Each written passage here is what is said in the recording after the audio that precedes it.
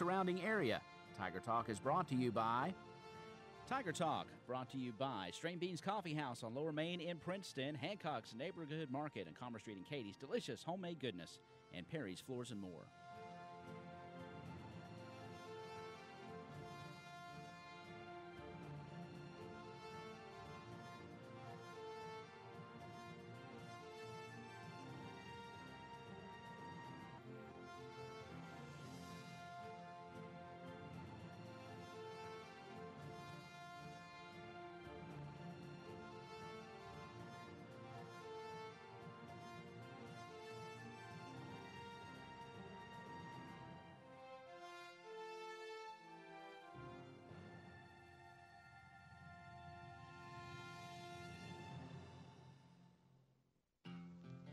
Strain Beans Coffee House in downtown Princeton specializes in made-to-order espresso drinks. Stop by Monday through Friday from 7 a.m. to noon and enjoy a pick-me-up. You can also enjoy fresh-baked scones, homemade chocolate chip and oatmeal raisin cookies, and espresso brownies that'll keep you going all day long. They're also open on Saturday from 9 to 2. Strain Beans Coffee House on Lower Main in Princeton. Great coffee and more in a great atmosphere on Lower Main in downtown Princeton. And at 8:04, welcome to Tiger Talk here in your hometown radio station, WPKY The Tiger. And I have the pleasure of welcoming into the WPKY studios today, Dr. Sue Ellen Petty. Good morning. Good morning. How are you? I'm well this morning. Well, that is good. I know last week we tried to schedule you, and you weren't so well. I've had the flu like most everyone else around here, or bronchitis. I'm not quite sure. It didn't matter. Yeah, but you just didn't feel good, did you? No, I didn't. And you didn't want to be around me in a closed, anywhere near me, actually. I said I'll have you back on at some other time. Well, it's a pleasure to finally have you here in the WPKY studios this morning. Thank you very much. It's a pleasure to be here. Good deal. Well, the reason why you are here is we want to, of course, welcome you to Princeton. You've been here a while now.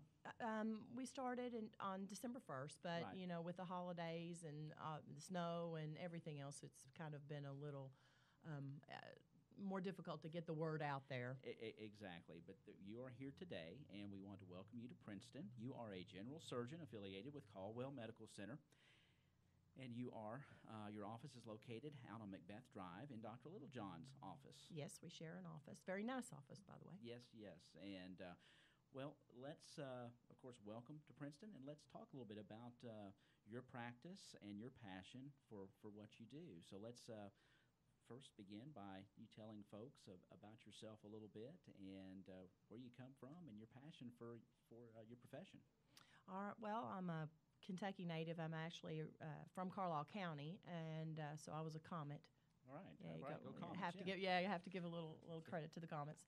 Then I went to Murray State University, and then from Murray State I went to medical school at the University of Louisville, and then I did my residency for 5 years at the University of South Alabama in Mobile, kind of smaller program that focuses more on the general surgeons out in more rural communities, right. So that you have we don't have fellows, so you do a lot of plastics and those sorts of things that can be helpful.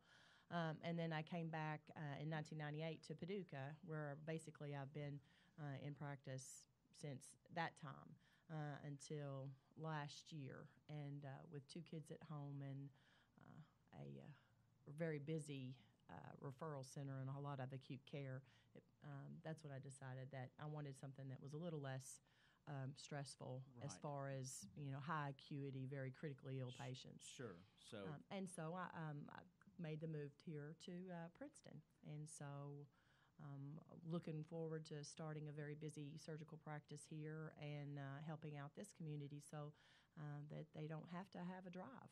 Yeah, that is welcome, I know. And let's talk a little bit about, you are a general surgeon, so what type of procedures and surgeries would that cover? Well, I think most people know, as a general surgeon, they think gallbladders, appendectomies. Certainly, I deal with skin cancers, melanoma, those sorts of things. Removed, yes. And being a female surgeon, one of the primary things that I did in Paducah as well is breast disease, right. Whether it be breast cancer or some of the benign, breast disorders as well, which we would prefer all of the things to be Definitely. benign, but certainly in the event that a malignancy does occur, that we make sure that everyone gets the best care possible, and Through the whole process, through from through the whole process.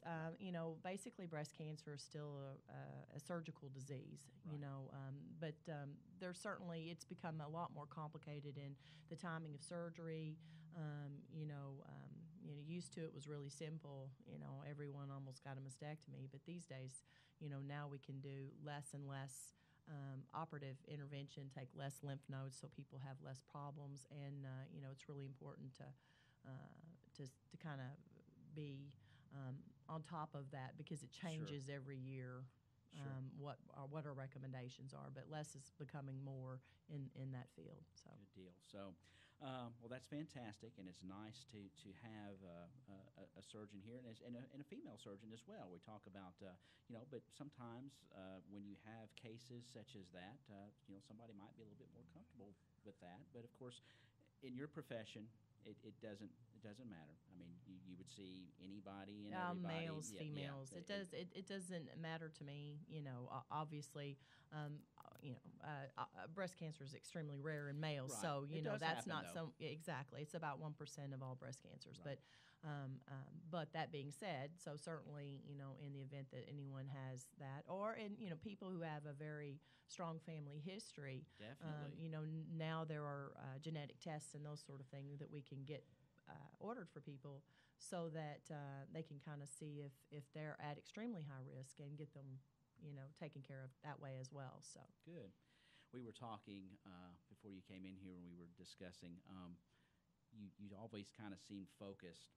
We were talking about Murray State University. Of course, you did undergraduate work there. I did undergraduate work there. You said you always seemed to be focused on kind of what you wanted to do. Tell us a little bit about how you derived it. Hey, I want to take care of people. well, I tell you, it goes back to when I was 14, and I had an experience with a medical professional, and they didn't listen to me. It was almost as if, because I was 14, that I didn't. You didn't have any credibility. I didn't have any credibility. They wanted to tell me what I felt.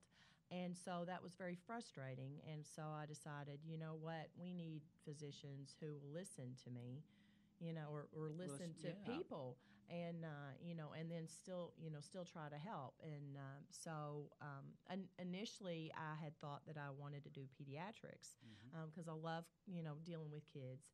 And then then after I went to Louisville, I did a week in a pediatrician's office, and I found that me and the kids were great, but the parents sometimes, Right. I had more of an issue. Right. But that being said, I will say one thing: now that I have children, I can. It's a lot easier to be. You have a little more understanding of yeah, that. God's taught me a lot of lessons along the way, and that's just been one of them. And but that being said, I think that this was still the course for me. I really liked general surgery, and at that time in my life, I liked trauma and I liked the acuity. Right. It's there's nothing as fulfilling as being able to step in, and someone is going to die without your help, and you're able to change that for them. Yeah. And to fix, and not just about death. It's about also about any kind of disability, and just the concept of fixing the problem, Right. and getting their pain better. Yes. Whereas so Healing, that's helping them to heal. It's exactly. a holistic deal. And so I tell people that all the time. Death's not my enemy, because if that's the case, I'm fighting a losing battle. However, to maintain quality of life and have people be happy and healthy is really what it's all about. Sure. So that, because of Your experience. Yeah. Well, Over time, I've seen a lot of really great things. I've seen miracles. I've seen, and so and I have a lot of patients out there who hopefully I've impacted in a positive way. Right. So. Well, it's special, I think, to be able to, and it's a practice. Medicine is a practice. It's a practice. It's a craft, so to speak. But I'm sure it is very satisfying to for someone to come in pain or have an issue, and then you intervene and help them with that, and then see them progress and get better. That's got to be very satisfying. And of course, we were talking about this, your Mobile, Alabama area, and then doing rural. I think that's very important as well, because I think a lot of times, there's big city hospitals, but it's kind of unique to be in a rural atmosphere, in a rural setting, to where someone can feel comfortable in their hometown going to see, instead of having to drive 50, 100 miles away. It's right here. It's convenient. And then you can have that special one-on-one, a little bit more intimate maybe than being in a larger area. And I think, the culture in a smaller town, and remember, I say Caldwell County, everyone doesn't understand, but if I really told you I was from Yellow Dog Road, I've been down there, man. It's out there. I'm a Mayfield Creek, in the swamps. Yeah. So I understand. Got cypress trees down there. I understand. People are very good to each other here, and that was one of the reasons why I wanted to come back and practice in Western Kentucky when I finished. But I think that it's what we hope to develop is a bond with people here, so that I don't, that people don't just, I'm their surgeon, and we have, this area has been very lucky to have really good surgeons, and so I just want to be a part of that. Right.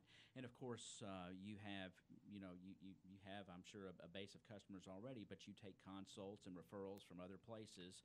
Absolutely. And so if you're out there listening and, you go to your physician and they say, well, you might need this procedure, or you need a referral, and you might need to talk to a surgeon, then Dr. Petty would definitely be an option for you out there, especially locally. Absolutely. We can, I have, basically you'd be getting the same surgical care that you would have I've been practicing Paducah for, since 1998. Right. So what we hope to do is, instead of people feeling like that they have to go, somewhere else, that we can fulfill that need right here. Exactly. We can get you taken care of it. They're absolutely wonderful. They've been wonderful with me, with equipment and all that I felt like I needed has been purchased so that we can take care of you, as well as some of the bigger hospitals. Right. Obviously, if I feel like that's something that shouldn't be done here, we'd let you know that too, and make sure that we give you the appropriate care. Right. But we can certainly do it without the wait. And a lot of outpatient procedural Absolutely. surgeries, all, your colonoscopies, your colonoscopies, endoscopies. Yeah. We can take an hour off wait times. You're not going to have to get here 2 hours before the procedure and then drive 45 minutes and get up at the crack of in the middle of the night and get over there and all that stuff. Drive to Paducah with a colon prep on board. Yeah. Not so much fun. No, this way we can pretty much you can come into the hospital about an hour before the procedure, get the procedure done, and we'll get you out as soon as we can. Awesome. Well, let's tell folks, again, you're located on Macbeth Drive. You share an office with Dr. Mike Littlejohn. I do. Dr. Littlejohn. And then let's tell folks about how to get in touch with you. They're listening. They need to speak with you, or they want their doctor to call you. How does that happen? Well, just because I'm a general surgeon, a lot of insurance companies require referrals. Some don't. Some Medicare does not. Right. So part of it's going to depend on your insurance. But all you have to do basically is tell your physician, and they can send us a referral. They can call us a referral, fax us a referral. We will make sure generally when everyone calls that we participate with your insurance. Right. We really are going to participate with everybody, but since it's still kind of new and insurance companies make you, even though I've been in with these for a very long time, they still make you go through credentialing and go through everything again. But, we're expanding every day on our ability to take pretty much everything, with the Medicaid too. And I'm going to ask the $6 million question. How frustrating is it to be in your position in dealing with insurance companies in today's medical world? I mean, it's got to be. I'm frustrated as a consumer, and I have pretty good, insurance coverage. But what's going on? I mean, how's it gonna? Is it ever going to be resolved? I think that that is an extremely complicated I question. mean, I know it is, but I want to think throw it out that there and get your opinion I on think that in the United States, we're really a lot of people don't want socialized medicine. No. Unfortunately, I think that it's one of those things that is probably going to happen, whether we get drug kicking and screaming into that into that type of care. Yeah. The only thing, and as a physician, medicine's changed so much. Most of the doctors that I know of, all we want to do is really just take care of the patients. Right. We don't want to have to argue about why we want something with someone who doesn't even have as much training as we do over the phone to try to get something done. But that's a lot of it, isn't it? It absolutely is. And, for every minute your physician, one of the primary complaints that I've heard is, my doctor doesn't get to spend as much time with me. Well, for every minute a doctor spends with you, they have at least a minute or two of documentation that they have to do. Right. Because even if they spend an hour with you, if they don't document absolutely everything, then, then the Right. companies won't pay them for Right. it. So it's become a very, very difficult tightrope for physicians to to I walk. wanted to throw that elephant out that's sitting there in the room, just because Yeah. I want it's a huge problem, and I mean most everybody knows it, but. And I've been on both sides. And I'm sure you have. My husband, has health issues. My little girl has Right. health issues, and so So you see it, you're as a person- patient, yeah. I completely Yeah. understand everyone's frustration. And the most we can try to do is minimize it. But there are things we absolutely have no Right. control over either, and Well, they're just as frustrating to us. And I just wanted to throw that out there, just because I feel for you as a physician, and a lot of these physicians, because I think as far as your craft and practicing what you're passionate about, you have office staff, you have these issues that you have to deal with that are behind the scenes a lot of people don't know about, and so they get frustrated thinking, oh, it's my doctor. It's not your doctor necessarily. It is the insurance company. Right. Well, and all of the time that the physicians, when I first started, you could have a person. Now between all the pre-certifications that we have to get, well, we don't. Physicians don't have to get those. Right. Most of the time the physicians do it for the patients because we want to make sure that you don't get a bill, because then you get Exactly. really unhappy with us big as to time. why we ordered that test. Right. So but that continues to put a significant load of work on our your office staff, sure. and on us. Sometimes it's to get things done, there has to be a physician-to-physician referral, which means I have to set up an appointment, wait for that physician to call and talk to them, that's Yes. the insurance company's physician, and give them, why Because I they have think a staff this of needs to be done. physicians. Yeah, definitely. Exactly. Well, thank you for just throwing that out there. I just wanted to get it out there because, it just, if you run across that situation, be patient. These professionals are doing what they can many times to get that procedure covered for you. Right. But on a happier note and on a better note, would encourage you to get that referral to Dr. Petty's office.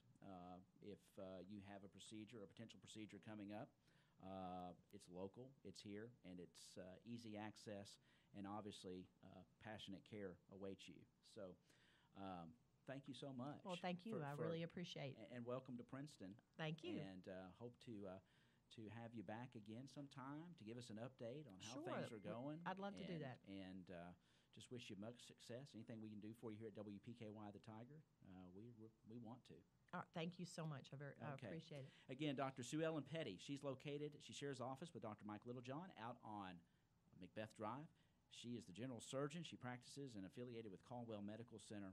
And if you have a procedure or questions or anything, ask your physician. Get that referral to Dr. Petty and meet her. And if you have any questions, you can call out the office, and I'm sure somebody would be glad to talk to you as well. Throw your number out there. Again, at the office. Do you have it? No, she doesn't have it. And I put her on the spot. Cell phones are bad. Cell phones are bad, but we'll get you that number. That it's programmed into my cell phone. We will get you when we do. We will put that out on our website and our Facebook page. We'll do a little story on this, and we'll have all that information out there. So, folks, you can refer to our Facebook page, and we'll get it out there. But thank you so much for being here. Oh, thank you so much. It's a pleasure to meet you. It was a pleasure to be here. Okay, thank you. That's Dr. Sue Ellen Petty. She is general surgeon affiliated with Caldwell Medical Center. She practices out at Dr. Littlejohn's office. She shares an office with Dr. Littlejohn at Macbeth Drive here in Princeton, and she's a general surgeon. So we appreciate Dr. Sue Ellen Petty to be here today at 6:23. At 8:23 is our time.